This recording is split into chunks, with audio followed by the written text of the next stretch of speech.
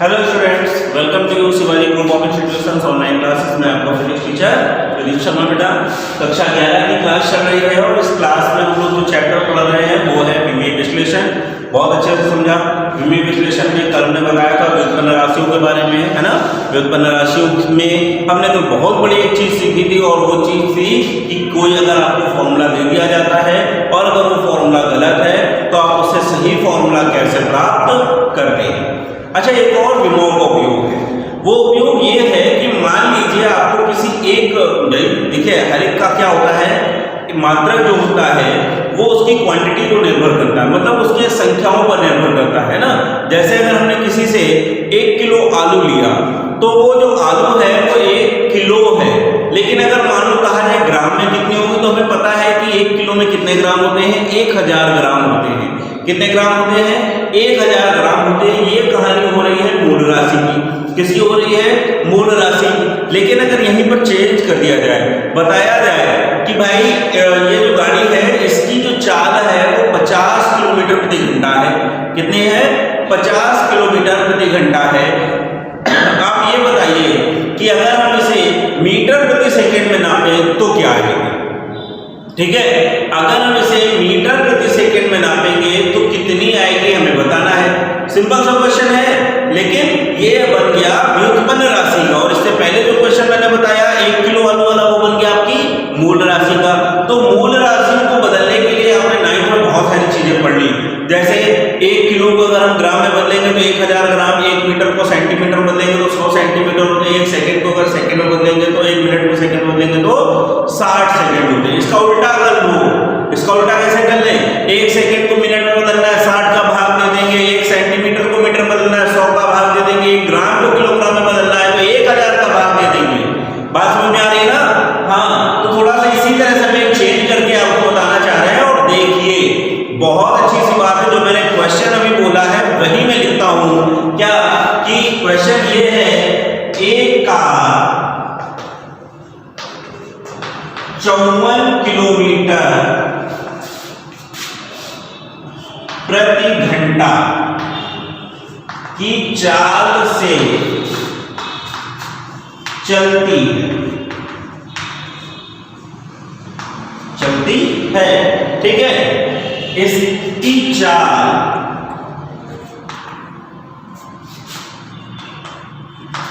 की मीटर प्रति सेकंड में गणना करो, ठीक है। सॉल्यूशन करने आना है, ध्यान से। अब जब ऐसी कुछ कंडीशन आती है तो हमने पीडीएफ में आपको पूरा फॉर्मूला बना के बताया है। कुछ उसी तरह से हम आपको कॉन्सेप्ट बताने जा रहे हैं, जरा ये सीखिए। इसमें आपको दो चीजें दी गई हैं। पहले आपको दिया गया है 50 और फिर दिया गया है किलोमीटर प्रति घंटा, है ना। तो ये जो 50 है ये है आंकिक मान। ये क्या है? आंकिक मान। और ये क्या है? इसे हम लोग कहते हैं मात्रक। क्या कहते हैं? मात्रक, ठीक है। हम यहाँ पर आंकिक मान को बताएंगे कि ये क्या है? n1 है, जबकि मात्रक इसका मान लेते हैं क्या है? u1 है। मात्रक क्या है? u1 है, ठीक। अब बताइए, पहले वाले में हमने आपको बताया था कि 1 किलो आलू है, 1 किलोग्राम आलू है, तो वहां पर 1 किलोग्राम क्या थी? संख्या, है ना। 1 क्या थी? संख्या। किलोग्राम क्या था? मात्रक। किलोग्राम क्या था? मात्रक। और मान लो ग्राम वाले तराजू में तौल रहे हैं, ग्राम वाले तराजू में अगर उसे तौल रहे हैं तो कितने बताएगा? 1000 ग्राम। जब 1000 ग्राम बताएगा तभी तो 1 किलोग्राम होगा। यानी यही चीज चेंज हो गई, n2 बन गया। तब जब हमने इसके मात्रक को क्या कर लिया? u2। जब हमने इसके मात्रक को क्या कर लिया? u2, यानी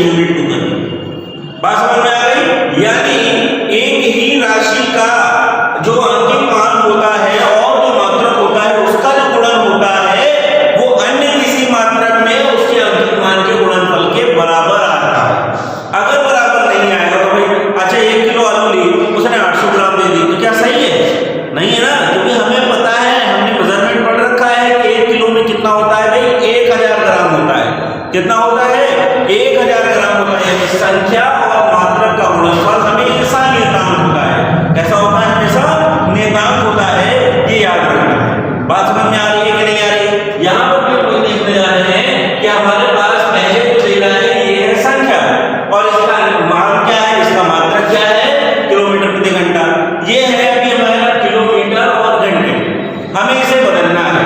इस किलोमीटर को किस में बदलना है, मीटर में, और इस घंटे को किस में बदलना है, सेकंड में। देखो बदल गया ना, मात्रा बदल रहा है। अब भैया अगर मात्रा बदल रहा है तो हमें क्या करना है, अब हमको ये करना है कि भाई इसका मान भी निकाल के बताना है कि अब ये किलोमीटर प्रति घंटा जो है वो मीटर प्रति सेकंड में क्या होगा। ठीक है, तो इसमें आपको क्या दिया गया है, इसमें आपको दिया गया है केवल n1। क्या दिया है, n1।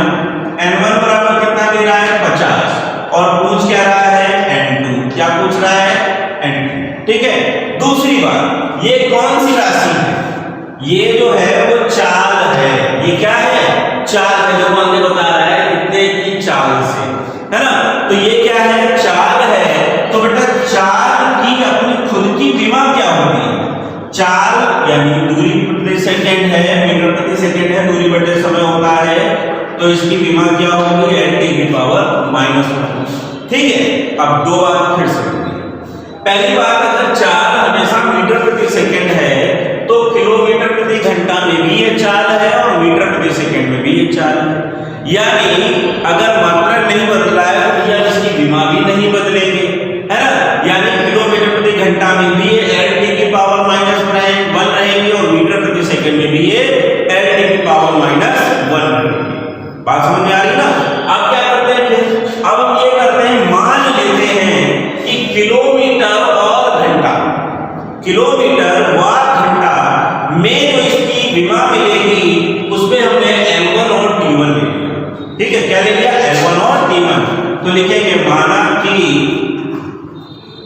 किलोमीटर व घंटा में जो इसकी विमा होगी वो क्या आ जाएगी, L1 और T1 पे पावर -1। इसी प्रकार तथा मीटर व सेकंड में, मीटर व सेकंड में अगर हम विमा लिखते हैं तो अब हम L1 तो नहीं ले सकते हैं, तो हम क्या ले लेंगे, L2 T2 पे पावर -1। ठीक है, अब क्या करेंगे, अब आते हैं प्रश्नानुसार। क्या आते हैं, प्रश्नानुसार। भाई प्रश्न जो कह रहा है उसी के अकॉर्डिंग काम करने जा रहे हैं। प्रश्न ने हमको बताया है किलोमीटर प्रति घंटा है और इसे आप मीटर प्रति सेकंड में बदल रहे हैं, तो क्या करेंगे, आप वही काम करेंगे जो आपको भी बताया गया। क्या बताया गया है, number into unit equal number into unit. ठीक है, तो नंबर पहले में तो ठीक है, आपको क्या क्या करना है, n2। तो n2 बराबर क्या आ जाएगा, n1 u1 और अपॉन में क्या आ जाएगा, u2। ठीक, थोड़ा व्यवस्थित करके लिखना चाहते हैं तो n1 u1 अपॉन u2 मिल गया। चलो रखते हैं, तो n2 is equal to n1 जो है उसे n1 रखो, लेकिन u1 को हम क्या लिख सकते हैं, L1 T1 पे पावर -1, और अपॉन में क्या लिख सकते हैं, L2 T2 पे पावर -1। ठीक, बात समझ में आ गई कि नहीं है। अब एक छोटा सा काम कर रहे हैं भाई, L1 N1 है, इसको अगर हम एक ब्रैकेट में लिखने की कोई दिक्कत है नहीं है, तो हम क्या करते हैं, n2 is equal to n1। यहाँ पर क्या आ गया, L1 अपॉन L2, यहाँ पर क्या आ जाएगा, T1 अपॉन T2 की होल पावर बन गई -1। इसकी होल पावर क्या बन गई, -1। बस सॉल्यूशन हो गया है। कैसे, ये हम देखते हैं। देखो अब यहाँ पे आपको L1 जो है वो किस में दिया गया है, किलोमीटर, और T1 जो है वो किस में दिया गया है, घंटे में, जबकि L2 है वो किस में दिया गया है, मीटर में, और जो T2 है वो किस में दिया गया है, सेकंड में। आपको ये काम करना है कि इस किलोमीटर को मीटर में बदल के दिखाना है। पहले इस क्वेश्चन में आते हैं, यहाँ पर लिखते हैं n2 इक्वल n1 कितना है, 54, और ब्रैकेट लगाओ, L1 क्या है, L1 है 1 किलोमीटर, कितना है, 1 किलोमीटर। तो यहाँ पर लिखेंगे L1 कितना है, 1 किलोमीटर, जबकि L2 कितना है, 1 मीटर है, ब्रैकेट 1। यहाँ पर आओ, यहाँ पर आओ, T1 कितना है, 1 घंटा है, T1 कितना है, 1 घंटा है। तो यहाँ पर क्या लिखेंगे, T1 जो है वो 1 घंटा है, और अपॉन में अगर T2 जो है वो कितना है, 1 सेकंड है। ब्रैकेट बंद और इसकी होल पावर जरूर लगाइएगा, यही तो काम करने वाली है, ठीक है। अच्छा, आपको क्या करना था, आपको करना ये है ना कि किलोमीटर को किसमें बदलना है, मीटर में। किलोमीटर को किसमें बदलना है, मीटर में। तो आप चेंज करते हैं, तो n2 = 54। यहाँ पर 1 किलोमीटर को अगर मीटर में बदलेंगे तो कितना आएगा, 1000 अपॉन में कितना मीटर है, 1 मीटर। 1 घंटे को आप सेकंड में बदलोगे, 60 गुना 60 करोगे 3600, और अपॉन में कितना है, 1 सेकंड में वो चेंज हो गया है ना। अब क्या करते हैं, अब इसकी पावर जो है वो -1 है, तो इसको बदल दो। जो 1 है ये ऊपर चला जाएगा, 3600 नीचे आ जाएगा, तो पावर प्लस की हो जाएगी।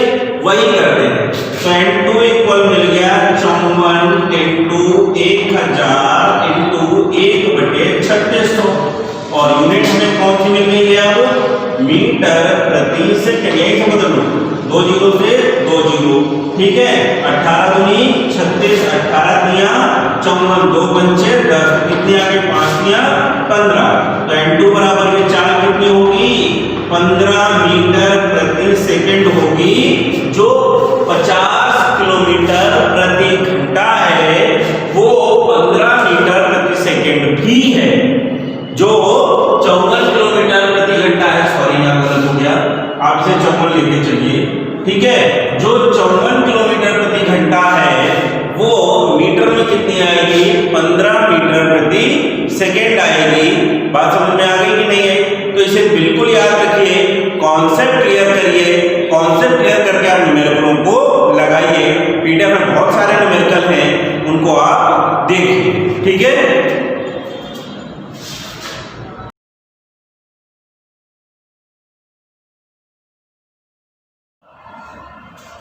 Hello students, myself Anand Saini, I am your chemistry tutor. Let's start to learn chemistry. Chapter चल रहा है हम लोगों का रिडॉक्स रिएक्शन, और टॉपिक चल रहा है reaction balancing by oxidation number method. तो इस मेथड में आपने अभी तक रूल्स जाने हुए हैं, और एक दो एग्जांपल मैंने आपको बताया भी हुआ है।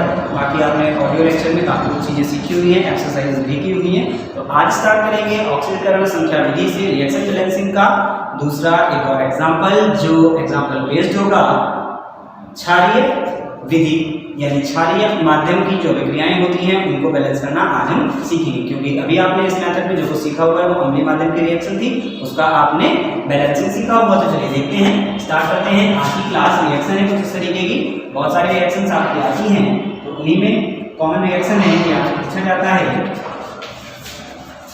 This is the given reaction. ऐसे आपका रिएक्शन आएगा कि ये जो अभिक्रिया है आपसे क्षारीय माध्यम में अभिक्रिया है, आप इसे बैलेंस करिए इससे ऑक्सीकरण संख्या विधि से।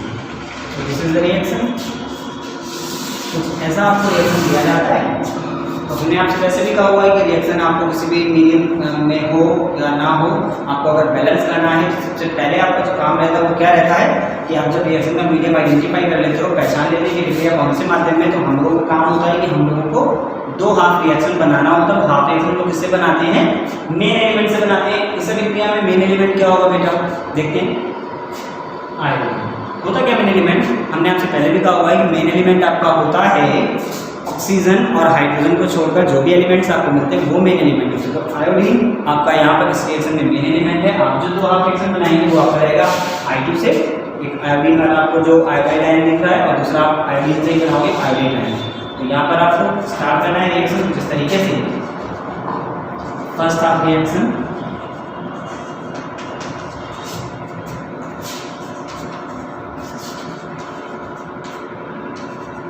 Okay exactly, second half reaction like this. चलिए, तो हाफ रिएक्शन तो आपने लिख लिया है। बात कर लेते हैं शॉर्ट रूल्स। शॉर्ट रूल्स मैंने आपको बताया हुआ था, अगर आप इस मेथड से ऑक्सीकरण संख्या विधि से रिएक्शन बैलेंसिंग करते हैं तो शॉर्ट रूल्स में हमने आपसे कहा था कि आपने क्या करना होता है, सबसे पहले आप 2 हाफ रिएक्शन बनाते हैं, फिर आप क्या करते हो सेकंड स्टेप में मेन एलिमेंट बैलेंस करते हैं। जबकि पिछला वाला जो मेथड था आयन इलेक्ट्रॉन मेथड वाला, वहाँ पर हम लोग ऑल इलेक्ट्रॉन बैलेंस करते थे, सॉरी ऑल एलिमेंट बैलेंस करते थे। यहाँ पर हमें क्या करना होता है, केवल मेन एलिमेंट को बैलेंस करना होता है। मेन एलिमेंट बैलेंस कर लेते हैं, फिर उस मेन एलिमेंट का ऑक्सीडेशन नंबर फाइंड करते हैं। जब आप ऑक्सीडेशन नंबर फाइंड कर लेते हो, उसके बाद आप ONC नोट डाउन करते हैं। ONC नोट हो जाता है, ONC बैलेंस करते हैं। ONC बैलेंस करने के बाद में आप दोनों रिएक्शंस को, जो हाफ रिएक्शंस हैं आपके, आप लोग जोड़ देते हैं। जोड़ने के बाद आपका एक जो कॉमन रिएक्शन आता है उसमें आप ऑक्सीजन हाइड्रोजन बैलेंस करते हैं, फाइनली आपका आंसर आ जाता है। अगर बेसिक मीडियम में तो एक लाइन एक्स्ट्रा होती है, वो आपको पता ही है क्या, जितने HN उतने वो HN दोनों साइड में जोड़ते हैं। तो चलिए आपने तो हाफ रिएक्शन बना ली है, अब आपका काम है मेन एलिमेंट को बैलेंस करना। जैसे आप देख पा रहे हो आपका ट्रैवलिंग कितना है, तो यहाँ पर कितना है 1, क्या करेंगे 2 से मल्टीप्लाई करेंगे। यहाँ पर कितना है 2, यहाँ पर कितना है 1, तो फिर क्या करेंगे बैलेंस करेंगे ना, मेन एलिमेंट को बैलेंस करेंगे, मल्टीप्लाई करते हैं 2 से। ओके, तो आपने बैलेंस कर लिया है यहाँ पर मेन एलिमेंट को, और इसके साथ ही आप ONC भी नोट करेंगे। तो बेटा ONC तो तब नोट कर पाओगे जब आपको पता होगा यहाँ पर उनका ऑक्सीडेशन नंबर फाइंड करिए 0 0 आयोडीन -1 चार्ज है, -1 हो जाएगा। आप इसका देखेंगे आयोडीन का जब ऑक्सीडेशन नंबर निकालोगे ऐसे यहाँ पर आप देखोगे कितना आ जाएगा 5। बट जब आप ONC की बात करते हैं और अगर आप टोटली भी बात करते हो तो कितना है, आप इसका 2 भी लिख सकते हो, is equal two multiplied by 2, तो टोटल -2 हो जा रहा है। यहाँ पर भी अगर आप टोटल की बात करते हो तो टोटल आपका 10 हो जाएगा। तो चलिए चेंजेस की हम बात कर ले रहे हैं। चेंजेस कितना हो रहा है 0 से लेकर -2 का चेंज हो रहा है, मीन 2 घट रही है, और यहाँ पर कितना हो रहा है 10 हो रहा है ना, और ये कितना हो रहा है प्लस में, इसलिए ये बढ़ रहा है। देखो 0 से -2 तो डिक्रीज हुआ है, 0 से +10 इंक्रीज। ओके, तो आपने डाउन साइड में और अप साइड में एरो भी लगाया हुआ है। एग्जैक्टली इस टाइप से आपने क्या किया, ONC तो नोट कर लिया। और जब आप ONC नोट कर लेते तो आपका काम क्या होता है बेटा, ONC बैलेंस करना होता है। तो ONC बैलेंस करने के लिए आप क्या करोगे, आपको पता है ना, मल्टीप्लाई बाई 5, इसलिए एक्शन राइट डाउन क्या लिखेंगे, समीकरण 1 में 5 से गुणा करने पर। लिखते नहीं है, डायरेक्ट हम आपको कर दे रहे हैं, बाकी आप चाहे तो लिख भी सकते हैं, फिर जब आप बात करिएगा तो आप नोट डाउन करिएगा। अभी तो आप रूल्स सीख रहे हैं, काम करना सीख रहे हैं, रिएक्शन कैसे बैलेंस करना आपको सीख रहे हैं ना, सीख लीजिए पहले। लैंग्वेज तो लिखते ही रहेंगे तो सीख ही जाएंगे। ओके, सो आपने क्या करना है, मल्टीप्लाई करना है, एक नया इक्वेशन बनेगा 5/2 एंड 10 आयोडाइन, ONC आपका ये हो जाएगा 10। और फिर आपका ये शॉर्ट नोट्स में हमने आपसे कहा था कि जब आपका जिन दो रिएक्शन में ONC इक्वल होता है, दोनों आप रिएक्शन को क्या करते हैं, ऐड कर देते हैं। ऐड करेंगे किसे,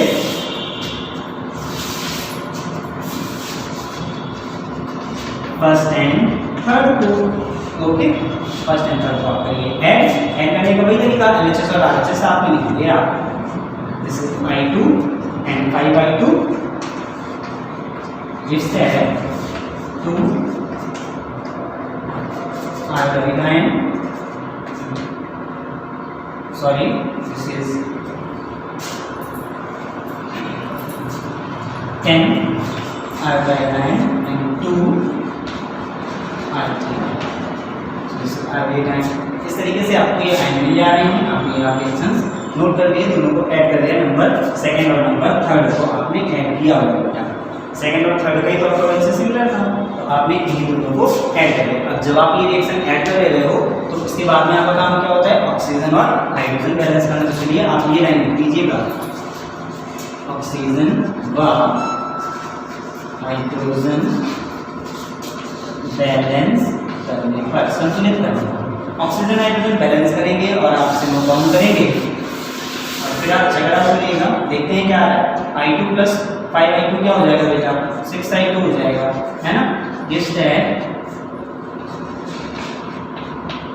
आयोडाइन 2 आयोडाइन, और अब आपका काम है ना ऑक्सीजन हाइड्रोजन बैलेंस करना। कितने ऑक्सीजन है यहाँ पर 6, इधर कितने हैं, एक भी नहीं, तो आप क्या करोगे 6H2O, यस। फिर आपने क्या करना है, हाइड्रोजन हो गया 12, वहाँ पर कितना है, एक भी नहीं, तो आप क्या करोगे 12 हाइड्रोजन आयन। तो इस तरीके से आपने रिएक्शन बैलेंस किया, ऑक्सीजन हाइड्रोजन बैलेंस किया। लेकिन एक जो समस्या है आपके सामने वो है ये कि रिएक्शन है जिसमें क्षारीय, इसमें है क्षारीय, वो HN दिया गया, और आपका आंसर जो आया वो इसमें एसिडिक मीडियम में आया। तो जब एसिडिक मीडियम में आंसर आ जाता है तो आपको सबको बताया, हम लोग क्या करते हैं क्षारीय माध्यम में एक काम एक्स्ट्रा होता है क्षारीय माध्यम में। चलिए देखते हैं ऊपर क्या होगा क्षारीय माध्यम में, मैं आपको यहाँ लिख दे रहा हूँ। क्षारीय माध्यम में आप क्या करेंगे,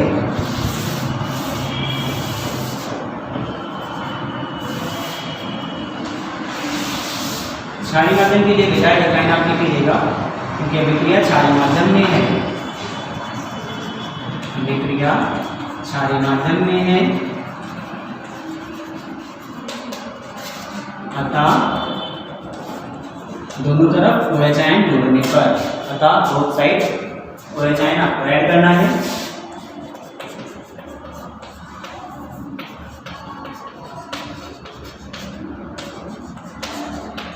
तो जब आप OH आयन ऐड करेंगे तब क्या होगा वो भी हम लोग देख लेते हैं। जो आपका सेम रिएक्शन है उसको आप ऐसे ही नोट करिएगा, 6I2 plus 6H2 12 hydroxyl ion यानी OH आयन यहाँ भी ऐड करेंगे और यहाँ भी आप ऐसे ऐड करोगे 10 आयोडाइड आयन 2 आयोडीन आयन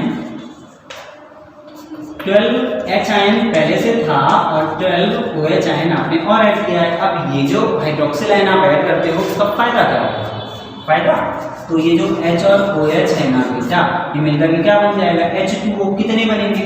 एक H मिलता है, एक OH मिलता है, तो कितना बनता है?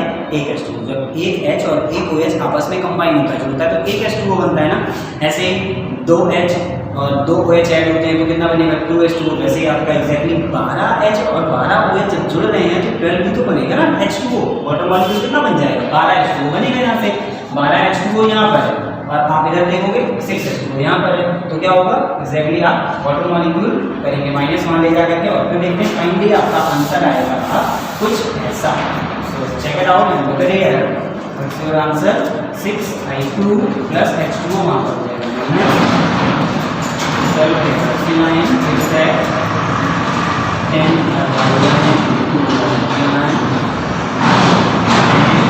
6H2O। ठीक है बेटा, चलिए देखते हैं ये आंसर हमारा आ रहा है या नहीं आ रहा है। चेक करते हैं कैसे करना होगा। दोनों तरफ सारे आयन बैलेंस होने चाहिए, दोनों तरफ सारे एलिमेंट बैलेंस होने चाहिए। एचएस और आरएचएस में तो आपका रिएक्शन बैलेंस हो जाता है। लुक एट हियर, आयोडीन कितने हैं? 6 दूनी 12। यहाँ पर कितने हैं? 10 इसमें हैं और 2 इसमें, टोटल हो गया 12।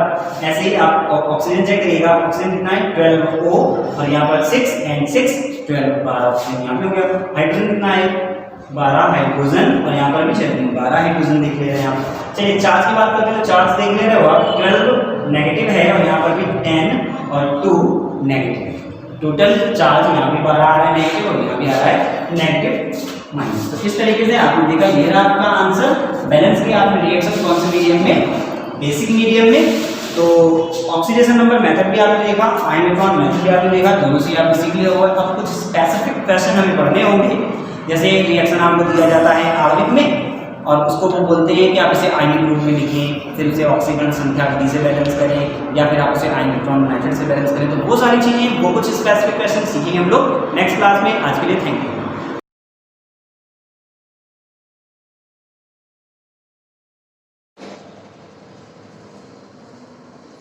Good morning students, welcome to the online classes of Shivaji group of institutions. तो बच्चों आज के लेक्चर में मैं आपको उप समुच्चय तथा अधिसमुच्चय के बारे में बताने वाला हूँ। बच्चों क्या होते हैं उप समुच्चय और क्या होता है अधिसमुच्चय? ध्यान दीजिए बच्चों, उप समुच्चय के लिए दो समुच्चय का होना जरूरी है। मान लीजिए एक समुच्चय A है और दूसरा समुच्चय B है। तो सबसे पहले मैं परिभाषा आपको बताता हूँ किसकी? उप समुच्चय की। उप समुच्चय, उप समुच्चय को बच्चों इंग्लिश में बोलते हैं सबसेट। तो माना कैपिटल A तथा कैपिटल B दो समुच्चय हैं। जैसा कि मैंने आपको बताया कि उप समुच्चय में दो समुच्चय होने चाहिए। अगर दो समुच्चय तभी आप पहचान सकते हैं कि एक समुच्चय दूसरे का उप समुच्चय है कि नहीं है। तो मैंने मान लिया कि A तथा B दो समुच्चय है, माना A तथा B दो समुच्चय है। तो समुच्चय A, तो समुच्चय A समुच्चय B का, समुच्चय B का उप समुच्चय होगा, उप समुच्चय कहलाएगा यदि A का प्रत्येक अवयव, A का प्रत्येक अवयव B का भी अवयव। बिल्कुल सिंपल सी डेफिनेशन है। मैंने मान लिए दो समुच्चय कैपिटल ए तथा कैपिटल बी, और मुझे बच्चों चेक करना है कि क्या ए बी का उपसमुच्चय है। मैंने दो समुच्चय लिए कैपिटल ए और कैपिटल बी, तो मैंने पूछा कि क्या कैपिटल ए कैपिटल बी का उपसमुच्चय है। तो बच्चों कैपिटल ए कैपिटल बी का उपसमुच्चय कब होगा? जब कैपिटल ए का प्रत्येक अवयव कैपिटल बी का भी अवयव हो, यानी कैपिटल ए का प्रत्येक अवयव कैपिटल बी में भी क्या हो, मौजूद हो। अगर मैं ऐसे पूछ दूं कि बताइए बी ए का उपसमुच्चय कब होगा, तो बिल्कुल सेम है, बी ए का उपसमुच्चय कब होगा? जब बी का प्रत्येक अवयव ए में हो। और ए बी का उपसमुच्चय कब होगा? जब ए का प्रत्येक अवयव बी में हो। इसे अब मान लीजिए कि मुझे दिखाना है कि ए उपसमुच्चय है किसका? बी का। क्या लिखेंगे? इसे ए उपसमुच्चय बी। बच्चों ये होता है उपसमुच्चय का सिंबल, उपसमुच्चय का प्रतीक। ये जो निशान है वो उपसमुच्चय का क्या होता है? प्रतीक। तो जैसे ए उपसमुच्चय बी का, तो पहले लिखेंगे ए, फिर उपसमुच्चय का निशान लगाएंगे, और किसका उपसमुच्चय? बी का, है ना। अगर बी उपसमुच्चय ए का होगा तो लिखेंगे बी, और उपसमुच्चय का निशान ए। ये आपको याद रखना है। तो इसे ए उपसमुच्चय बी से प्रदर्शित करते हैं, और इसको पढ़ेंगे क्या? इसको पढ़ेंगे ए उपसमुच्चय है बी का। इसे ए उपसमुच्चय है बी का के रूप में पढ़ते हैं, के रूप में पढ़ते हैं। अथवा देखिए इसकी परिभाषा क्या है? ए उपसमुच्चय है बी का मतलब ए का प्रत्येक अवयव बी में शामिल है। तो इसको हम ऐसा भी बोल सकते हैं कि ए शामिल है बी में।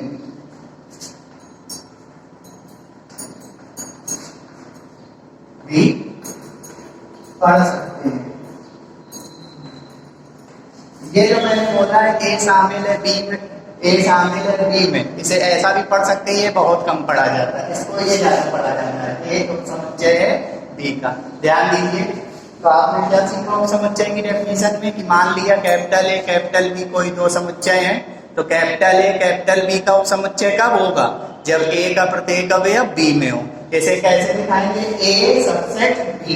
अगर कैपिटल बी का प्रत्येक अवयव ए में हो तो उसे बोलेंगे बी उपसमुच्चय है ए का, तब लिखेंगे बी सबसेट ए। तो सबसेट होने के लिए दो समुच्चय होना जरूरी, तभी परिभाषा दो समुच्चय से बताई गई है। जैसे एग्जांपल ले लेते हैं, ए बराबर क्या ले लिया? 1 2 3 4, और बच्चों बी बराबर ले लिया क्या? 1 2 3 4 5। मान लीजिए मैंने ये दो समुच्चय ले लिए, ए ले लिया और बी ले लिया। मैंने आपसे पूछा क्या ए बी का उपसमुच्चय है? मैंने आपसे क्वेश्चन किया क्या ए उपसमुच्चय है बी का? ये क्वेश्चन किया क्या ए उपसमुच्चय है बी का? ये उपसमुच्चय के निशान है। तो बच्चों मैंने क्या क्वेश्चन किया है कि ए उपसमुच्चय है बी का, यानी मुझे ये चाहिए कि ए का प्रत्येक अवयव बी में होना चाहिए। तो देखिए ए का प्रत्येक अवयव 1 देखिए बी में है, ए का 2 बी में है, ए का 3 बी में है, ए का 4 बी में है। तो क्या मैं लिख सकता हूँ ए उपसमुच्चय है बी का? ट्रू है, क्योंकि ए का प्रत्येक अवयव बी में है। लेकिन अगर मैं पूछूं क्या बी उपसमुच्चय है ए का, इसी उदाहरण में अब मुझे चेक करना है कि क्या बी उपसमुच्चय है ए का, तो अब डेफिनेशन उल्टी होगी।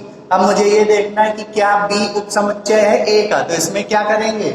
हम ये देखेंगे क्या बी का प्रत्येक अवयव ए में है। तो देखिए बी का जो अवयव 5 है वो ए में नहीं मौजूद है ना।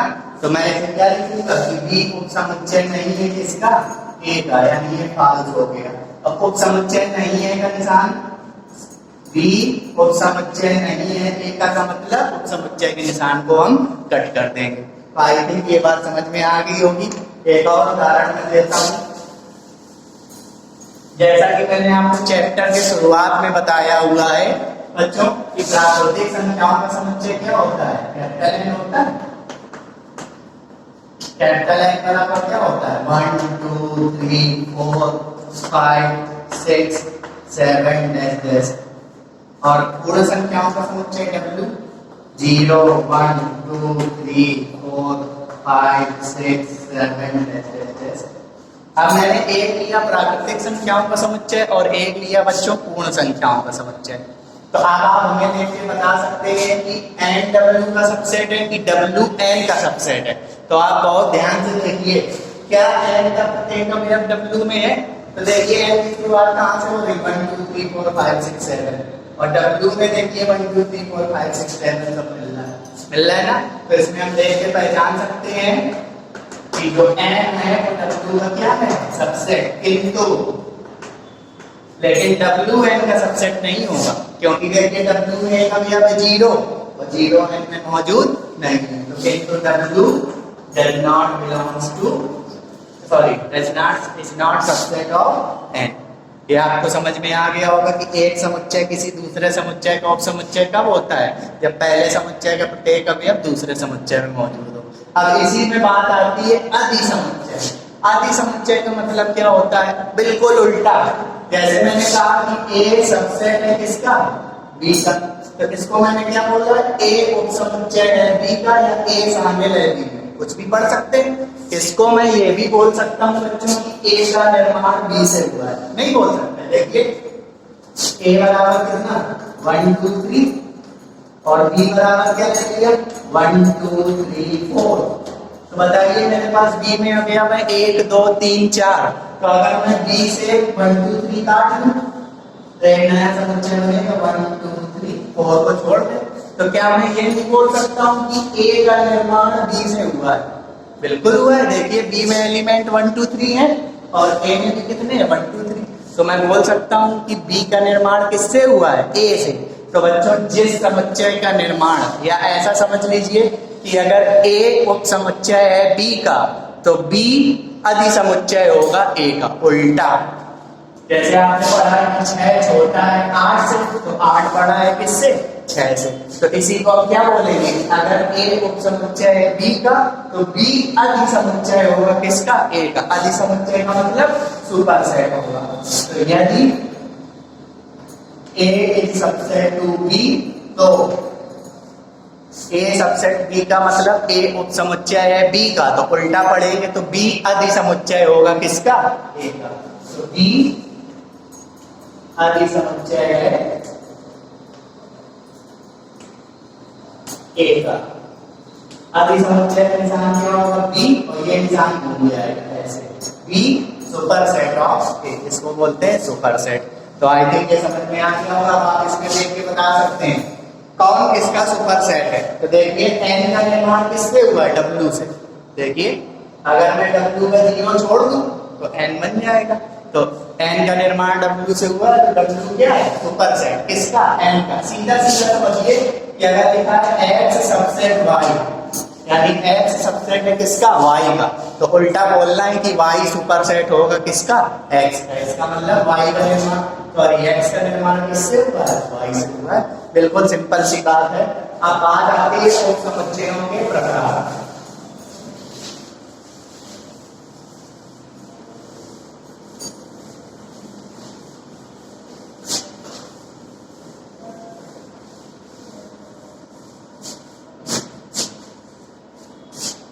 उपसमुच्चयों के प्रकार।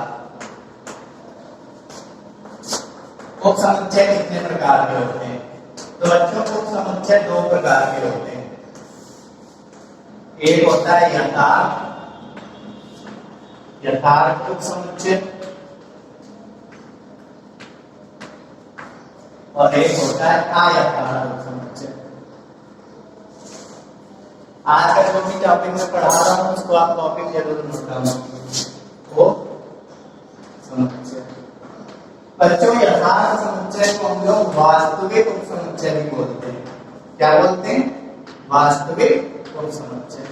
यथार्थ उपसमुच्चय को हम लोग वास्तविक उपसमुच्चय भी बोलते हैं और या अयथार्थ उपसमुच्चय को हम लोग विषम उपसमुच्चय भी बोलते हैं। इंग्लिश क्या होती है? यथार्थ उपसमुच्चय को बच्चों इंग्लिश में बोलते हैं प्रॉपर सबसेट। Proper subset. और अयथार्थ उपसमुच्चय को बच्चों बोलते हैं इम्प्रॉपर सबसेट। Improper subset. देखिए अब बात आती है यथार्थ उपसमुच्चय और अयथार्थ उपसमुच्चय। तो एक चीज आप समझ लीजिए, जो मैंने आपको उपसमुच्चय की परिभाषा बताई थी ना, वो यथार्थ वाली ही थी, लेकिन अब इसको मैं कैसे बताऊंगा और अयथार्थ क्या है, थोड़ा सा बस डिफरेंस है। ध्यान दीजिए, जब कभी भी उपसमुच्चय की बात आएगी तो आपको दो सेट लेने होंगे। तो मैंने दो सेट ले रहा हूँ। मैं पहले यथार्थ उपसमुच्चय की परिभाषा बता रहा हूँ, यानी प्रॉपर सबसेट की परिभाषा बता रहा हूँ। तो इसमें क्या मैं ले लूं, माना ए व बी दो समुच्चय हैं, तो ए बी का यथार्थ समुच्चय कहलाएगा, ए बी का यथार्थ समुच्चय कहलाएगा यदि ए सबसेट बी तथा A not equal to B. Simple सी डेफिनेशन है कि दो समुच्चय हैं ए और बी। तो बच्चों ए बी का यथार्थ उपसमुच्चय यानी प्रॉपर सबसेट कब कहलाएगा, जब ए सबसेट हो किसका, बी का। अभी सबसेट की डेफिनेशन मैंने बताई है। और दूसरी लाइन ये है कि ए बी के बराबर नहीं होने चाहिए, मतलब ए के एलिमेंट्स और बी के एलिमेंट्स बराबर नहीं होने चाहिए। कैसे, अभी मैं आपको बताता हूँ। देखिए ए बराबर मैंने ले लिया 1 2 3, बिल्कुल एग्जांपल पुराना है। बी बराबर कितना, 1 2 3 4। अब आप इसमें देख के बताइए कौन किसका सबसेट है। आपको दिख रहा है कि ए सबसेट है बी का, दिख रहा है ना, तो लिखेंगे ए सबसेट है बी का, किंतु अब हमें ये देख के बताइए क्या ए और बी आपस में बराबर हैं। ये आपको परिभाषा से पता है, ए और बी आपस में बराबर रहेंगे, क्योंकि ए में अवयव है 1 2 3 और बी में अवयव है 1 2 3 4।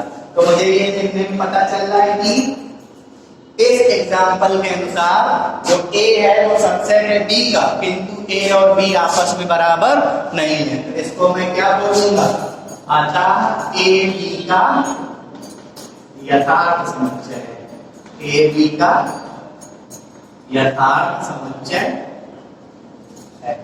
है ना। तो देखिए इसको गणितीय रूप में कैसे लिखते हैं, गणितीय रूप में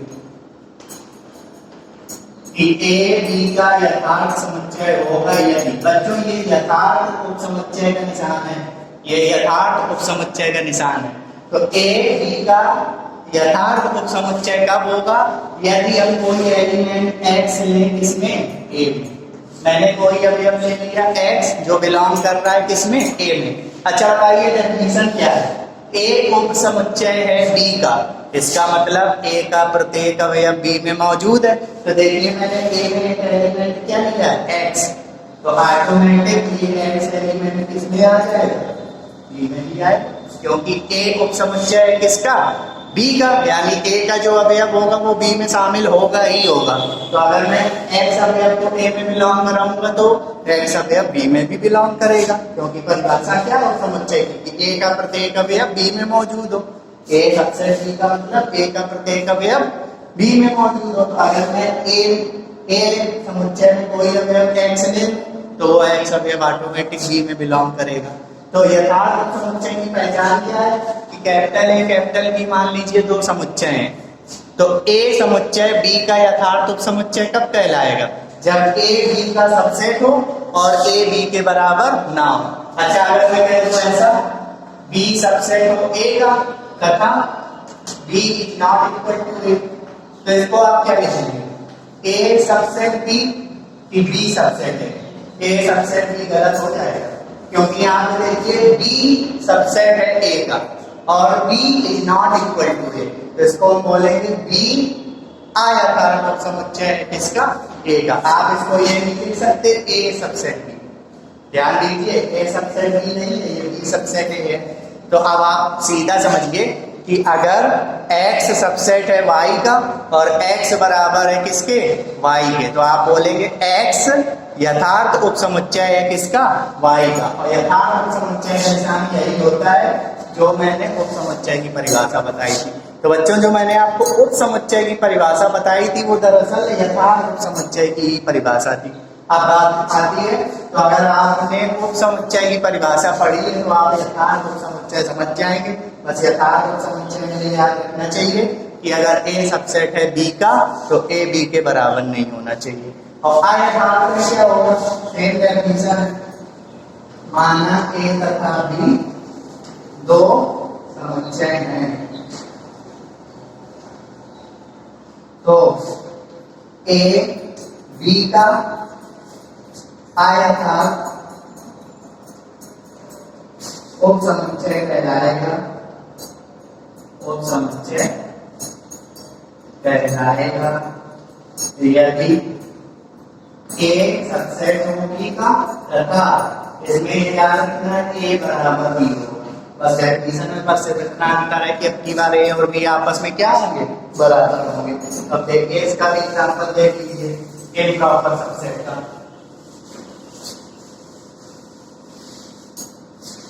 मान लीजिए मैंने समुच्चय लिया ए, कितना 1 2 3 4 और एक समुच्चय लिया बी 4 3 2 1। अब आप ए बताइए, पहले ए से चेक करिए क्या ए सबसेट है बी का, पहचानिए ए का प्रत्येक अवयव बी में मौजूद है, तो मैं लिख सकता हूं ए सबसेट है बी का।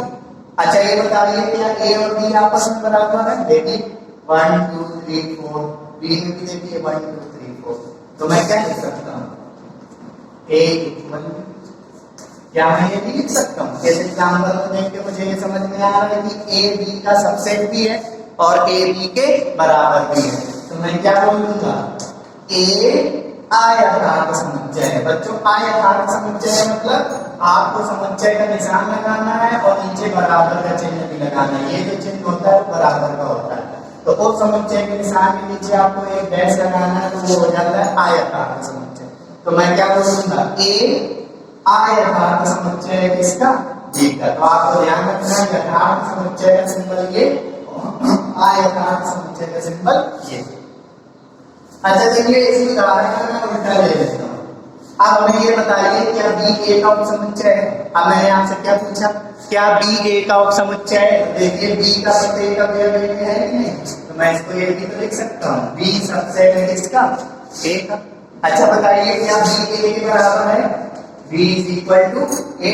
तो अब मैं क्या बोलूंगा, अब ये परिभाषा निकल गई कि बी यथार्थ अयथार्थ समुच्चय है किसका, ए का, यानी B is improper subset of A.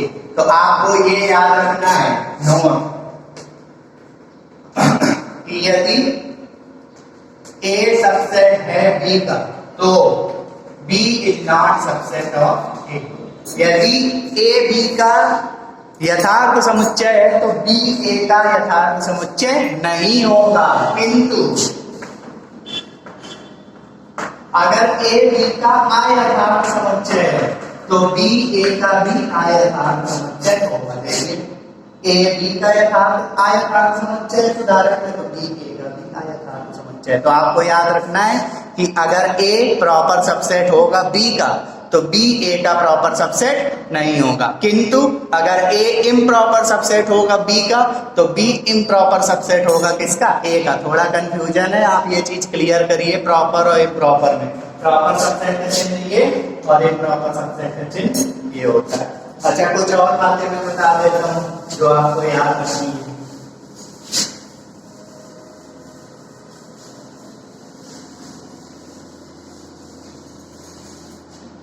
Note पहला ये आपको याद रखना है, पाई पाई का मतलब रिक्त समुच्चय, रिक्त समुच्चय प्रत्येक समुच्चय का उप समुच्चय होता है।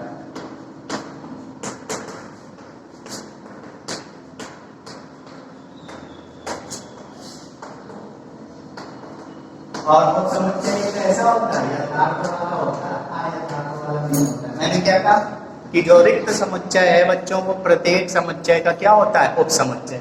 जैसे मान लीजिए कोई समुच्चय मैंने क्या लिया ए, तो आपको ये याद रखना है कि प्रत्येक समुच्चय का उपसमुच्चय रिक्त समुच्चय होता है, सदा सत्य बात है। तो अगर मैं कोई समुच्चय ले लूं A, तो इस A का सबसेट होगा क्या? 5। लेकिन 5 कौन सा सबसेट होता है? यथार्थ की अयथार्थ? यथार्थ होता है। तो 5 प्रॉपर सबसेट ऑफ A, जहाँ A समुच्चय, जहाँ A कोई उपसमुच्चय, जहाँ A कोई समुच्चय। तो आपको याद रखना है कि बच्चों किसी भी समुच्चय का उपसमुच्चय रिक्त समुच्चय जरूर होता है। और रिक्त समुच्चय कैसा समुच्चय होता है? यथार्थ। आपकी बुक में ये गलत लिखा हुआ है, उसमें अयथार्थ शामिल है। लेकिन आपको ये याद रखना है कि जो रिक्त समुच्चय होता है बच्चों, वो किसी भी समुच्चय का उपसमुच्चय तो होता है, लेकिन कौन सा उपसमुच्चय होता है? यथार्थ। अच्छा, दूसरा पॉइंट, प्रत्येक समुच्चय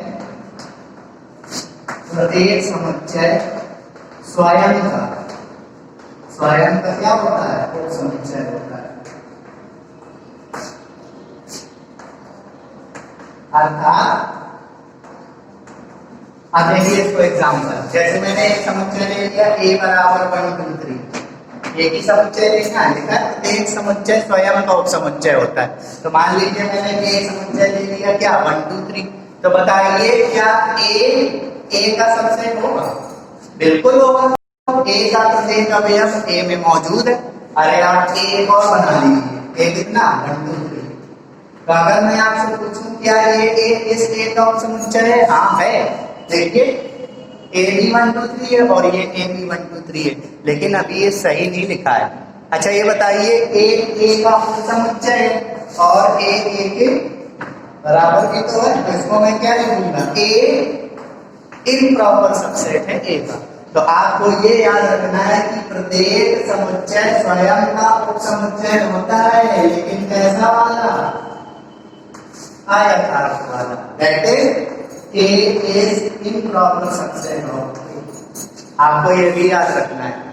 तो आपने क्या सीखा कि किसी भी समुच्चय का प्रत्येक उपसमुच्चय, मतलब रिक्त समुच्चय, प्रत्येक समुच्चय का क्या होता है? उपसमुच्चय। लेकिन रिक्त समुच्चय कैसा उपसमुच्चय होता है? यथार्थ। और प्रत्येक समुच्चय स्वयं का उपसमुच्चय होता है, लेकिन कैसा वाला? अयथार्थ। और एक बात आपको ये भी याद रखनी है कि प्रत्येक समुच्चय में केवल एक ही अयथार्थ समुच्चय होता है।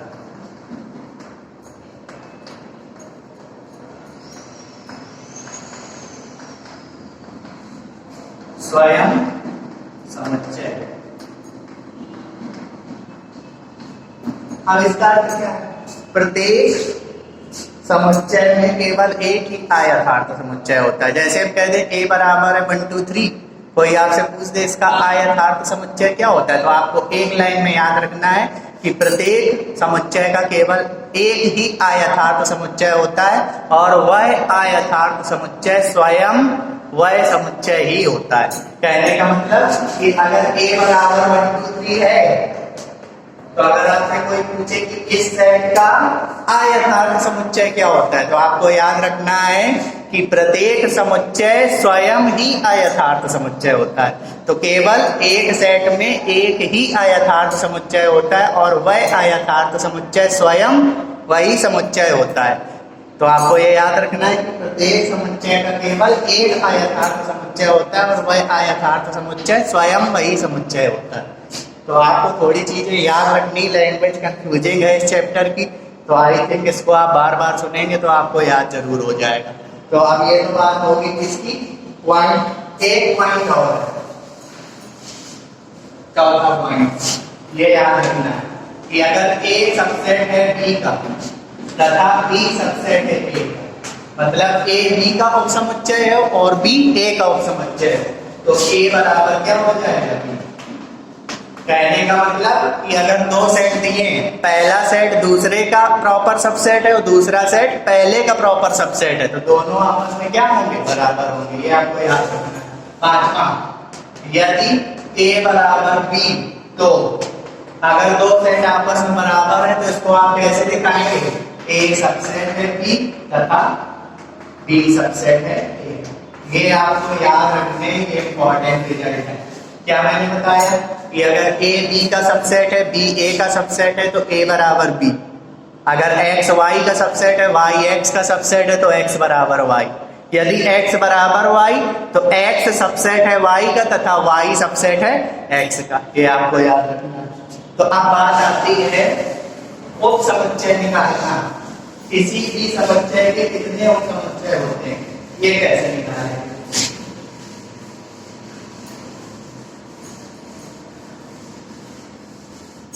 देखिए, जैसे मैंने एक उदाहरण लिया a बराबर 1 2 3, तो a के सभी उप समुच्चय लिखिए।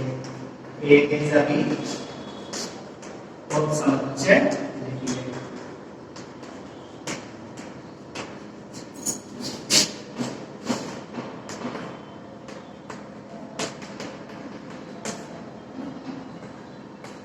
आपको याद रखना है कि बच्चों, आप किसी भी समुच्चय के उप समुच्चय तभी लिख सकते हैं जब वो समुच्चय परिमित हो। तो हमें देख के बताइए, क्या ये ए समुच्चय है वो परिमित है? हाँ परिमित है। ए में अवयवों की संख्या कितनी है? 3। तो आपको ये हमेशा याद रखना है कि अगर बच्चों कोई भी समुच्चय परिमित समुच्चय है तो उसके उप समुच्चय हम निकाल सकते हैं, नहीं तो उप समुच्चय नहीं निकाल पाएंगे। तो हमें क्या दिया गया है? a बराबर दिया गया है 1 2 3, है ना? तो हमें क्या करना है? a के क्या लिखने हैं? उप समुच्चय। a के उप समुच्चय, सारे उप समुच्चय लिखने हैं। सारे उप समुच्चय कौन कौन से होंगे? तो मैंने आपको क्या बताया हुआ है कि प्रत्येक समुच्चय का सबसे पहला उप समुच्चय क्या होता है? 5। तो अगर आपको किसी परिमित समुच्चय के सारे उप समुच्चय लिखने हो तो सबसे पहला उप समुच्चय क्या होगा? 5। फिर लगाएंगे कॉमा। अब क्या करेंगे? इसमें देखिए 3 अवयव मौजूद है, हम तीनों को अलग अलग लिखेंगे। एक बार क्या करेंगे? सिंगलटन 1, फिर एक बार सिंगलटन 2, एक बार सिंगलटन 3। कहने का मतलब होता है, उप समुच्चय का मतलब ये है कि अगर किसी समुच्चय में अवयवों की संख्या निश्चित है तो अगर उप समुच्चय बनाना है तो पहला उप समुच्चय हम लेते हैं एक भी अवयव ना हो। एक भी अवयव ना हो का मतलब 5, कॉमा। फिर हम क्या करते हैं? उस सारे सेट के अवयवों को एक एक अलग अलग करके लिखते हैं। तो पहला अवयव 1 तो सिंगलटन 1, फिर सिंगलटन 2, फिर सिंगलटन 3। ये सिंगल सिंगल की है। अब क्या करेंगे? 2 2 अवयवों को साथ में लेंगे। तो 2 2 अवयवों को साथ में लेंगे तो 1 2। अब क्या करेंगे? 2 के साथ 3 ले लीजिए तो 2 3, और फिर 3 के साथ क्या लेंगे? 1। कोई भी सेट 2 बार नहीं होना चाहिए। तो देखिए 2 2 अवयवों को साथ में ले लिया, और सबसे लास्ट क्या बन सकता है? 2 2 अवयव ले चुके हैं साथ में, अब 3 3 अवयव ले लीजिए। तो 3 3 अवयव लेंगे तो सिर्फ 1 2 3। अब आप 2 3 1 नहीं ले सकते। 2 3 1 और 1 2 3 में क्या अंतर? कोई अंतर नहीं है। तो देखिए कितने सबसेट निकले? 1 2 3 4 5 6 7 8। तो कुल उप समुच्चयों की संख्या कितनी? कुल उप समुच्चयों की संख्या बराबर कितना? 8। अच्छा, यथार्थ उप समुच्चय कितने हैं? यथार्थ उप समुच्चय मैंने आपको क्या बताया था कि किसी भी सेट में उस सेट को छोड़कर जितने भी समुच्चय होंगे वो क्या होंगे? यथार्थ। और वो जो समुच्चय होगा वो क्या होगा? अयथार्थ। तो देखिए ये समुच्चय क्या? 1 2 3।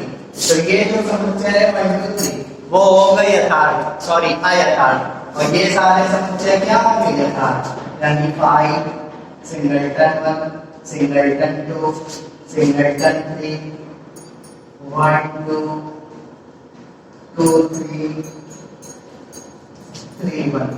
ये सब कैसे समुच्चय हैं? यथार्थ है। और अयथार्थ क्या है? मैंने आपको क्या बताया हुआ है कि किसी भी समुच्चय का एक ही अयथार्थ समुच्चय होता है, और वह अयथार्थ समुच्चय स्वयं वही समुच्चय होता है। तो अयथार्थ समुच्चय क्या होगा? 1 2 3। फिर से एक फार्मूला बनता है बच्चों, आपको याद रखना है।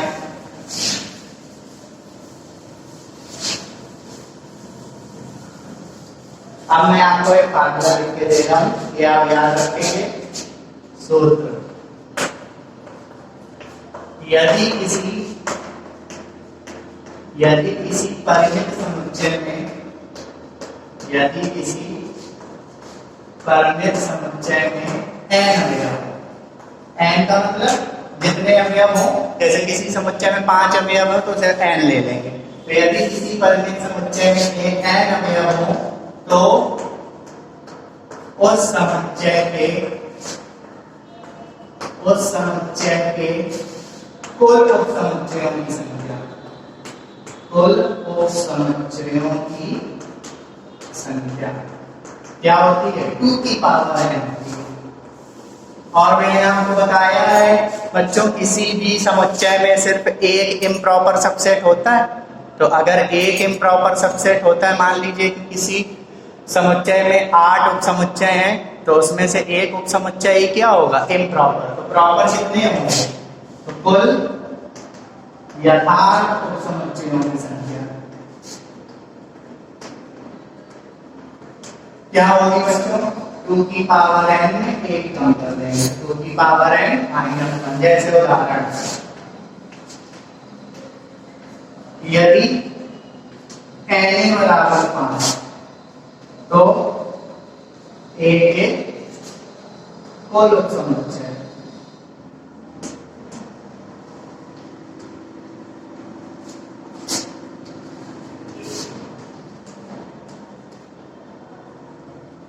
देखिए क्या लिखा है, n बराबर 5 दिया है, n बराबर 5। n बराबर 5 का मतलब आप पढ़ चुके हैं, n बराबर 5 का मतलब a की गणन संख्या है ना। गणन संख्या का मतलब a में कितने अवयव मौजूद है। तो इसको हम ये भी तो लिख सकते हैं, अर्थात a में अवयवों की संख्या, अवयवों की संख्या कितनी है? 5। तो अवयवों की संख्या में स्मॉल n ले लें, तो स्मॉल n बराबर 5। तो पूछा है a के कुल उपसमुच्चय बताइए, कुल उपसमुच्चयों की संख्या बताइए।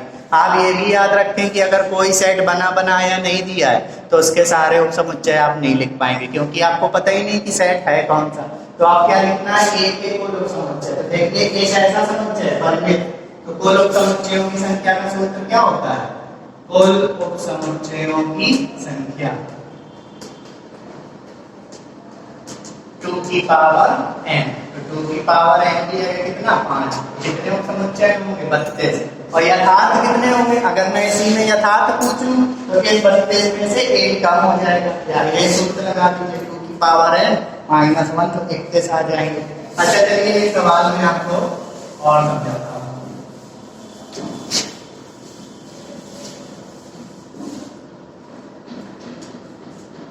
जैसे मैंने एक सवाल ले लिया, यदि कैपिटल X बराबर a, तो x के कुल उपसमुच्चय लिखिए, कुल उपसमुच्चय लिखिए। तो देखिए अब की बार सेट दिया है x बराबर a, b। अगर सेट दिया नहीं है तो आप कुल उपसमुच्चय नहीं लिख सकते। जब सेट दिया होगा तभी आप कुल उपसमुच्चय लिख सकते हैं। अगर सेट के अवयवों की संख्या दी है तो सिर्फ आप उपसमुच्चयों की क्या निकाल सकते हैं? संख्या। तो देखिए x बराबर क्या दिया है? a, b है, इसके कुल उपसमुच्चय लिखने हैं, बताने नहीं है कितने, लिखने कि कौन कौन से होंगे। तो कुल उपसमुच्चय कौन से होंगे बताइए? सबसे पहला उपसमुच्चय क्या होगा? 5। फिर क्या होगा? एक अलग करिए, तो सिंगलटन है, फिर सिंगलटन बी। आप क्या करेंगे? आप दो साथ में लेंगे तो a, b, को लेने की जरूरत नहीं है। b, और a, b बात एक ही है। तो बताइए इसके कुल उपसमुच्चय कितने होंगे? 4। कुल उपसमुच्चय कितने होंगे? 4। और बच्चों यथार्थ कितने होंगे? 3। और ये किसमें काउंट होगा? a। देखिए ये x है ना, a, b x है ना। तो ये बच्चों ये जो समुच्चय हुआ अयथार्थ हुए और ये तीनों क्या हुए? यथार्थ। इसको आप कैसे लगा सकते हैं बताइए? इसमें अवयवों की संख्या कितनी है? 2। n बराबर 2। तो सूत्र में रख दीजिए कुल उपसमुच्चय की संख्या 2 की पावर n। 2 की पावर n की जगह 2, तो 2 की घात 2 यानी 4 उपसमुच्चय हैं। कुल का मतलब यथार्थ और ये अयथार्थ। और अगर सिर्फ यथार्थ पूछे तो कुल उपसमुच्चयों की संख्या में से 1 माइनस कर देंगे। तो बताइए कुल समुच्चय कितने? 4। 4 में से 1 माइनस कर दीजिए तो 3 यथार्थ समुच्चय होंगे। तो आई थिंक आपको ये चीज समझ में आ गई होगी। अब सबसे लास्ट आपको बताते हैं घात समुच्चय। क्या बताना है? घात समुच्चय। बहुत ही सिंपल है। घात समुच्चय। घात समुच्चय को बच्चों इंग्लिश में बोलते हैं पावर सेट। Power set. तो आपको ये याद रखना है, घात समुच्चय भी क्या होता है बच्चों? परिमित समुच्चय ही घात समुच्चय बना सकता है। तो लिखेंगे किसी परिमित समुच्चय, किसी परिमित समुच्चय माना के, मान लीजिए कोई समुच्चय परिमित है, उस समुच्चय का नाम क्या है? ए। तो किसी परिमित समुच्चय यानी मान लिया ए का घात समुच्चय,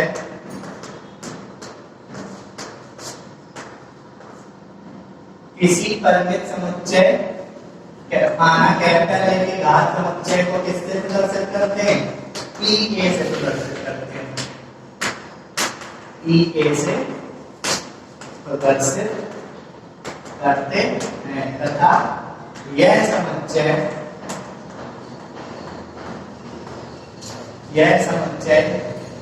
ए के सभी उप समुच्चयों का समुच्चय होता है।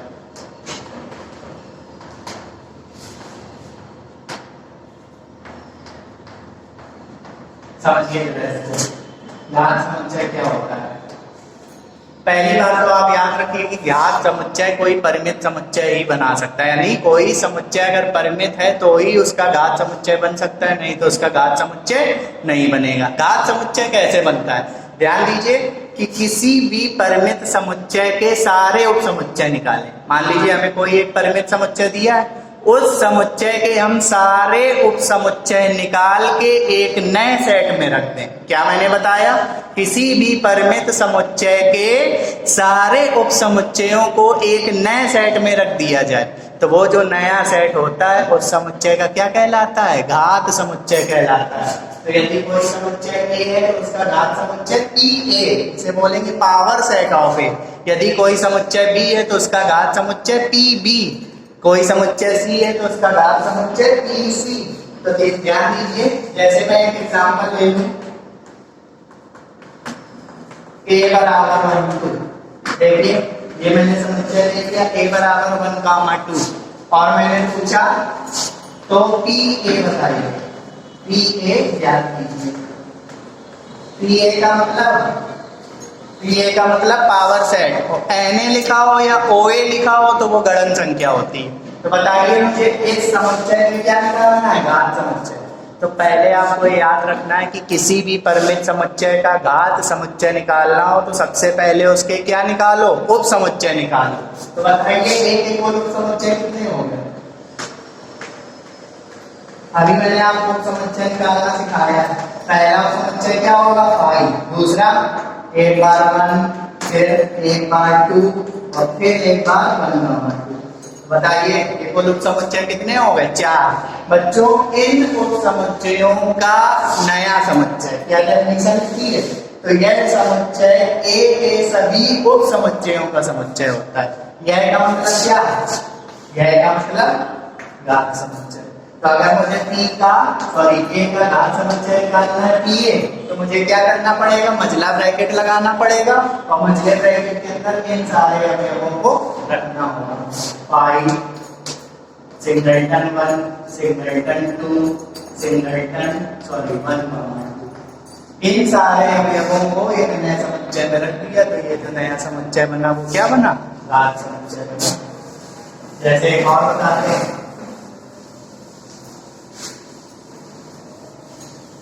जैसे मैंने एक समुच्चय ले लिया क्या? कैपिटल एक्स बराबर ले लिया ई क्यू आर और मैंने पूछा क्या निकालो? Power set of x. कैसे निकालेंगे? अब सीधे करते हैं। Power set of x equal समुच्चय का निशान और समुच्चय के निशान के अंदर इसके सारे उप समुच्चय। तो एक्स का पहला उप समुच्चय क्या होगा? 5। दूसरा बताइए सिंगलटन ई, तीसरा सिंगलटन क्यू, चौथा सिंगल का नाम, फिर क्या करेंगे, दो दो को साथ में रखेंगे, P कॉमा Q,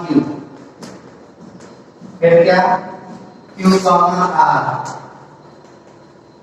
फिर क्या R कॉमा P, और सबसे लास्ट में क्या, तीनों को साथ में रख लेंगे, कितना P Q R। तो बताइए ये सारे सबसेट है, कितने, गिनती कर लीजिए, 1 2 3 4 5 6 7 8। तो आपको नहीं पता है, 2 की पावर n से चेक कर लीजिए कि समुच्चयों की संख्या सही है कि नहीं। बताइए इसमें n कितने, 3, तो 2 की पावर 3 का मतलब कितना, 8। तो देखिए 8 समुच्चय, यानी इन सभी उप समुच्चयों का जो समुच्चय है वही x का क्या हो गया, घात समुच्चय। एक नोट और लिख लीजिए, यदि Na बराबर है, Na बराबर है का मतलब एक ही गणन संख्या, एक ही गणन संख्या बराबर कितना, m, मतलब किसी सेट में m अवयव है तो npa का मतलब घात समुच्चय की गणन संख्या, वो क्या होगी बच्चों, 2 की पावर है। ये आपको याद रखना है। जैसे मैं बताऊं इसमें, यदि a की गणन संख्या 5 है, यदि a की गणन संख्या 5 है तो pa की गणन संख्या, pa की गणन संख्या बताइए। तो हल करते हैं, बताइए a की गणन संख्या कितनी है, 5। तो गणन संख्या को क्या बोलते हैं, n से प्रतिशत करते हैं। तो n और किसका, a का, कितनी है, 5। तो बताइए 5 किसका काम कर रहा है, m का। तो देखिए n बराबर है हमें, तो हमें किसकी गणन संख्या चाहिए, pa की। तो pa की गणन संख्या का मतलब npa। तो npa बराबर क्या सूत्र लगाएंगे, 2 की पावर m, 2 की पावर n की जगह कितना, 5। तो बच्चों आज के वीडियो में मैंने आपको दो समुच्चयों, अधिसमुच्चय तथा घात समुच्चय के बारे में बताया है। अब मैं इस चैप्टर को अगले दिन भी कंटिन्यू करूंगा। Thank you.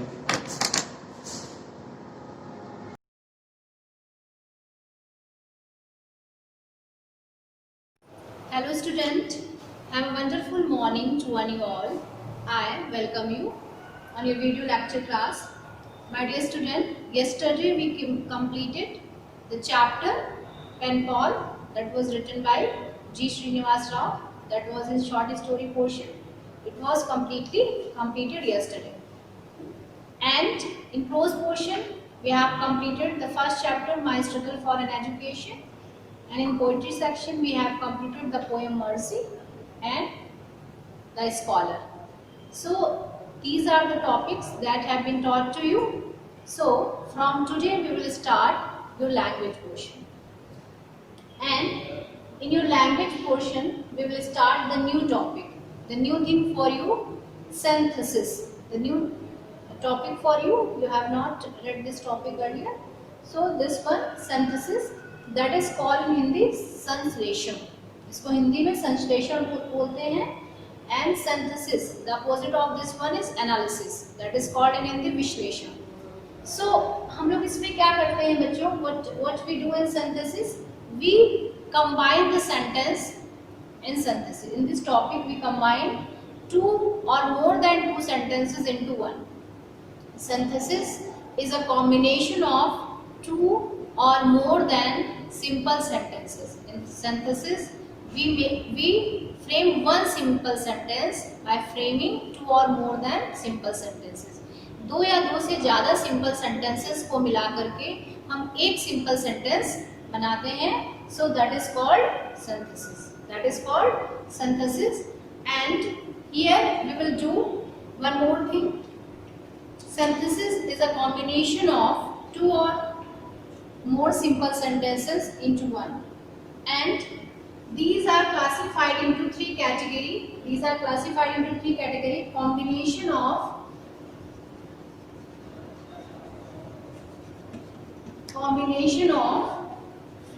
simple sentences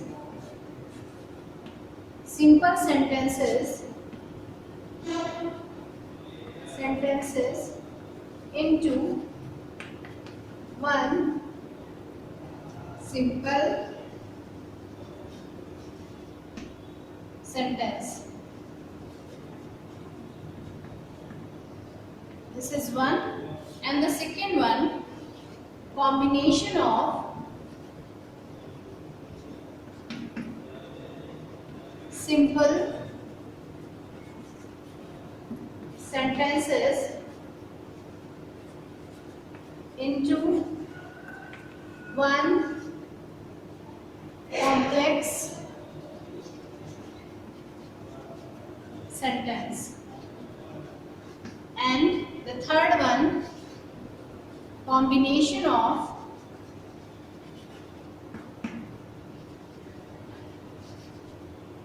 simple sentences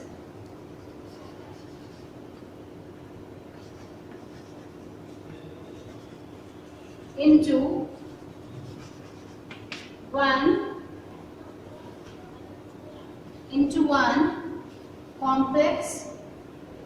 one compound sentence.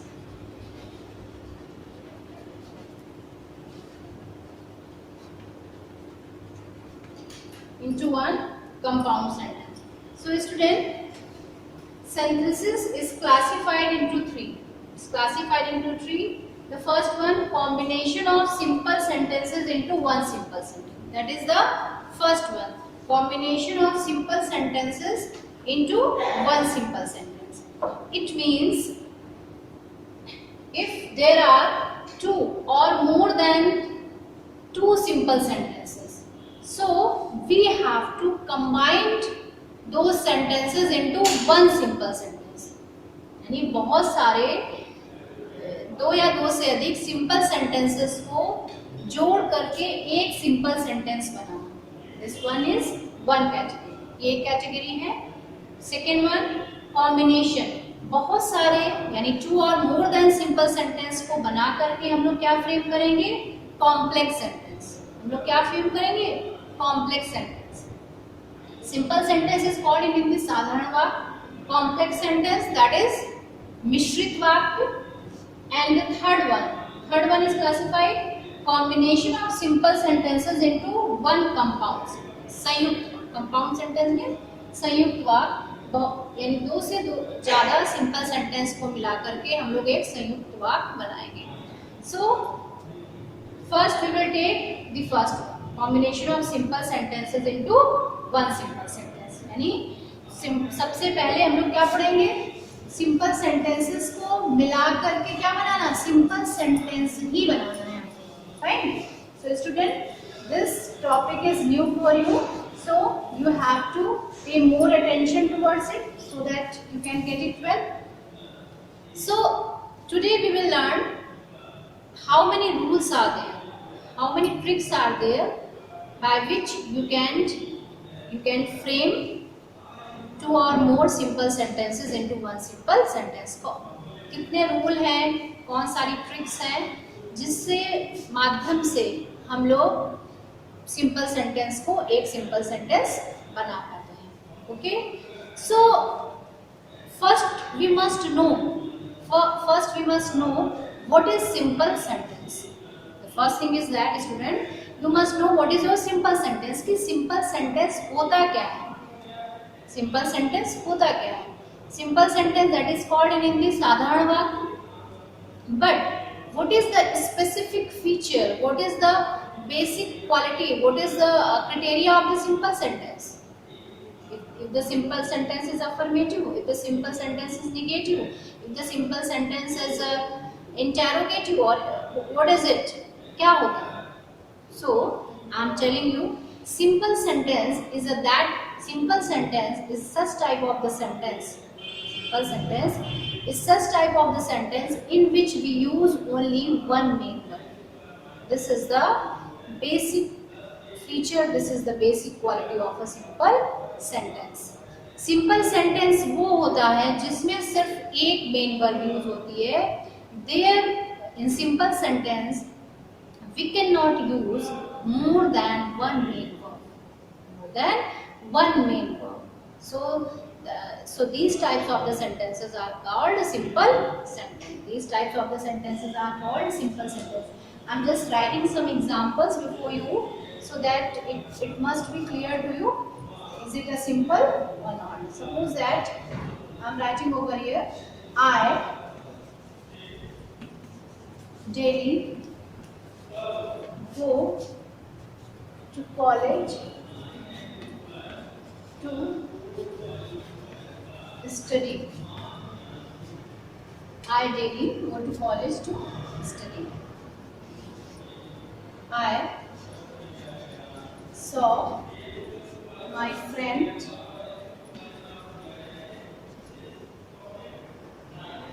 crying.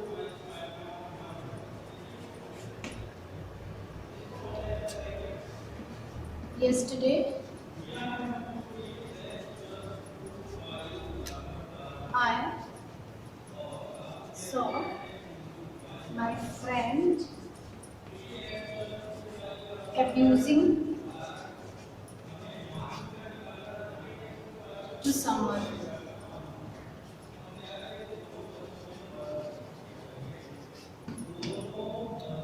So,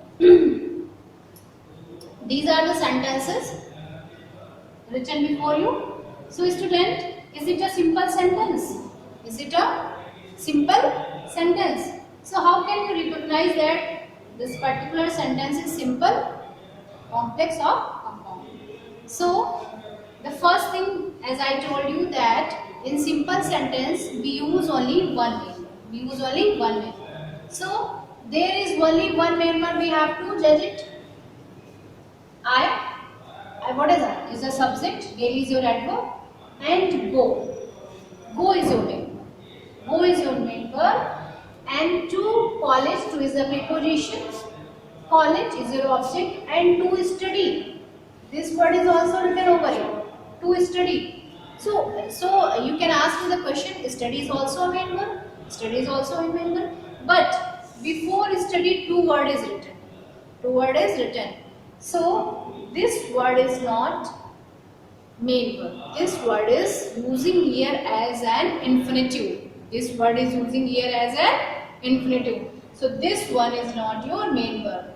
Go is used here as a main verb. So in the sentence there is only one main verb is used. That's why it's a simple sentence. Because I told you that in a simple sentence we use only one main verb. In the same way you can see the second sentence. I saw my friend abusing. So saw is the second form of the see. It's your main verb. My friend is the object, and after object, crying word is written over here. So crying is not the crying is the ing form.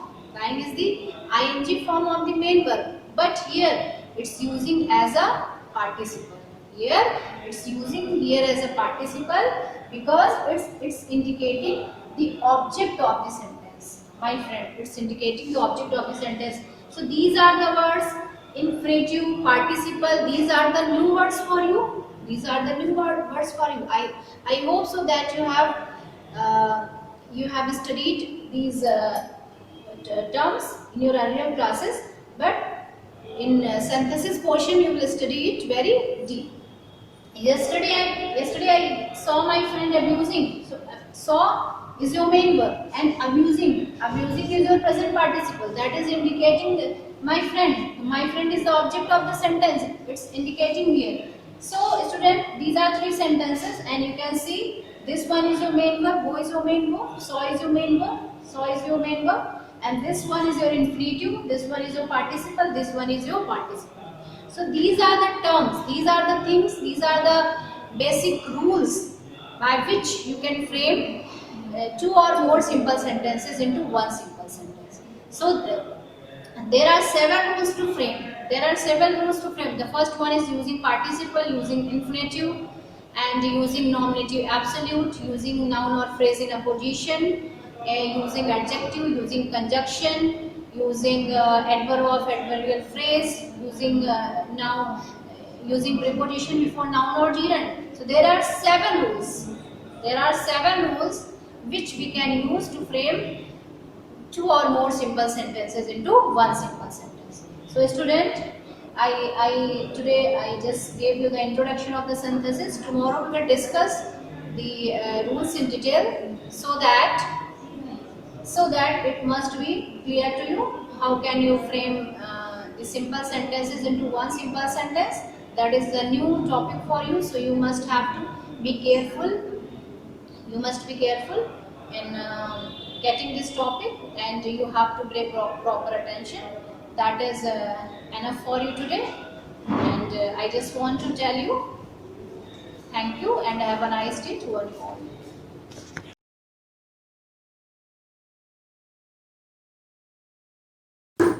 Hello student, good morning. कक्षा 11 सामान्य हिंदी के अंतर्गत बच्चों जो current में topic चल रहा था वो चल रहा था संधि। इसके पूर्व के वीडियो में मैंने आपको दीर्घ स्वर संधि पढ़ाई थी और उसके उदाहरण भी बताए थे। आज जो मैं संधि आपको पढ़ाने जा रही हूँ वो है गुण स्वर संधि। बच्चों इस संधि को भी आपने पूर्व कक्षाओं में पढ़ा है। तो सबसे पहले गुण स्वर संधि, इसका सूत्र होता है आद गुणः। फिर इसके बाद इसकी परिभाषा या इसे नियम भी बोलते हैं। यदि आ अथवा आ के पश्चात, पश्चात का मतलब होता है बाद में, ह्रस्व या दीर्घ। ह्रस्व का मतलब होता है बच्चों छोटा, ह्रस्व का मतलब होता है छोटा, और दीर्घ का मतलब होता है बड़ा।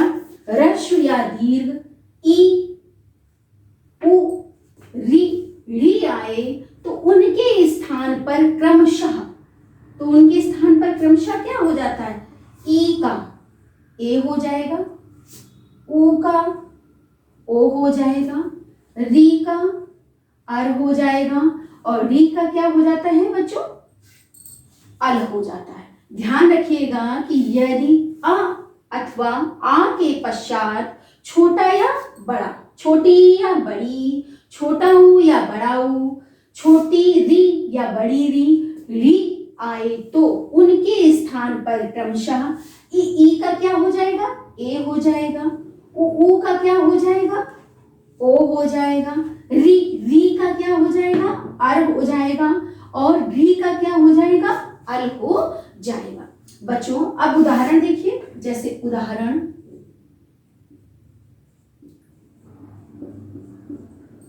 हम ले लेते हैं तथा प्लस इति। आपने वर्ण विस्तार बहुत छोटे पे पढ़ा होगा, तो जब वर्ण विस्तार करोगे तो यहाँ पर बच्चों कौन सी मात्रा आएगी? बड़े आ की मात्रा आएगी, और यहाँ किसका मिलन हो रहा होगा? छोटी ई का। अभी नियमता क्या बताया गया कि आ के बाद छोटी या बड़ी ई आए तो दोनों को मिलाकर क्या हो जाता है? ए हो जाता है, और ए की मात्रा इस तरह लगती है। तो देखिए क्या बनेगा? था में ए की मात्रा क्या हो गई? लग गई, और बचा क्या? ती। तो क्या बनेगा जाके बच्चों?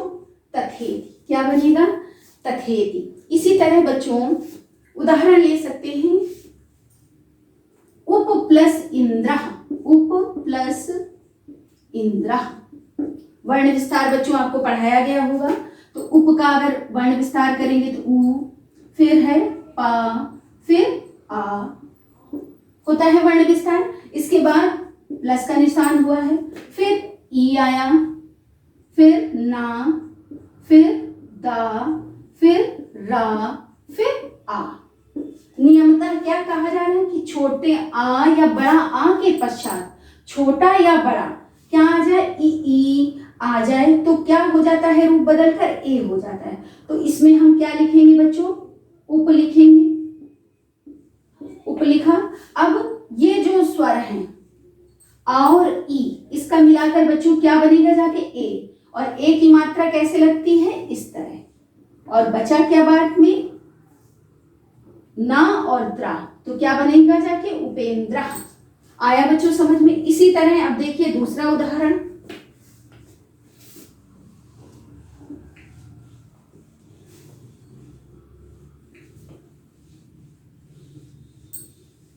जैसे उदाहरण लेंगे सूर्योदय, सूर्य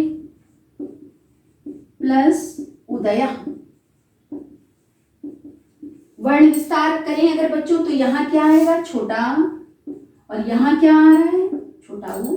अब नियम के अनुसार छोटा या बड़ा के बाद छोटा ऊ या बड़ा ऊ आए तो दोनों को मिलाकर क्या बन जाता है बच्चों? ओ बन जाता है। क्या बन जाएगा?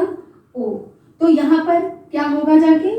सूर्य, और वो की मात्रा इस पर लग गई तो सूर्यो, और बचा क्या? दया। तो क्या बनेगा जाके बेटा बच्चों? सूर्योदय। क्या बनेगा जाके? सूर्योदय। आया बच्चों समझ में? इसी तरह एक और उदाहरण ले लेते हैं हम, परोपकारः। परोपकारः, इसका क्या होगा संधि विच्छेद बच्चों? पर प्लस उपकारः। अब देखिए बच्चों, इसमें यदि वर्ण विस्तार किया जाए तो यहाँ पर रा के बाद कौन सा स्वर निकलेगा? आ। और यहाँ पर कौन सा स्वर मिल रहा होगा? ऊ। दोनों को मिलाकर क्या बनेगा? ओ। तो ओ पर अपनी जगह आया, ओ की मात्रा लगा दी, और बचा क्या? पकारः। तो क्या लिख दिया गया? क्या बनेगा जाके? परोपकारः। ये उदाहरण जो मैंने आपको बताया ये किस पर संबंधित था? छोटा ऊ और बड़े ऊ पर संबंधित था। अब इसके बाद बच्चों जो मैं उदाहरण आपको बताऊंगी वो री से संबंधित होगा।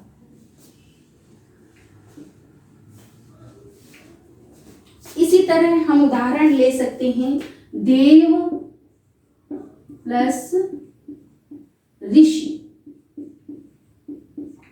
अब देखिए, अगर वर्ण विस्तार बच्चों किया जाए तो यहाँ पर क्या आएगा? छोटा, और यहाँ क्या आ रहा है? री। नियम क्या कह रहा है? आ के पश्चात या छोटी री या बड़ी री आए तो दोनों को मिलाकर क्या बन जाता है? अर बन जाता है। तो बच्चों यहाँ पर क्या करेंगे? देव अपनी जगह आया, अब इसके बाद अर बना, तो आ जो है इसके साथ जुड़ गया, रा आधी रह गई, तो रा उड़ंती हो जाएगी और क्या बनेगा जाके? देवर्षि। क्या बनेगा बच्चों? देवर्षि। इसी तरह बच्चों एक और उदाहरण ले सकते हैं, राज प्लस ऋषि।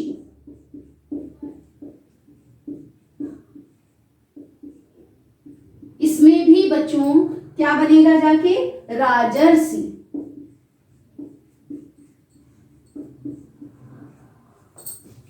इसके उपरांत बच्चों जो मैं उदाहरण आपको बता रही हूं वो री पर आश्रित है।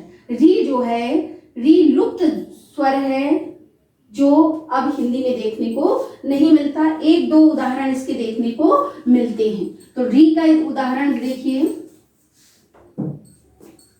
तव प्लस लिकारः। लिकारः। अब इसमें देखिए बच्चों, यदि वर्ण विस्तार किया जाए तो यहाँ पर क्या आएगा? स्वर आ, और यहाँ पर क्या आ रहा है? री। अब अगर इन दोनों को मिलाया जाए तो बच्चों क्या बनता है? अल बनता है।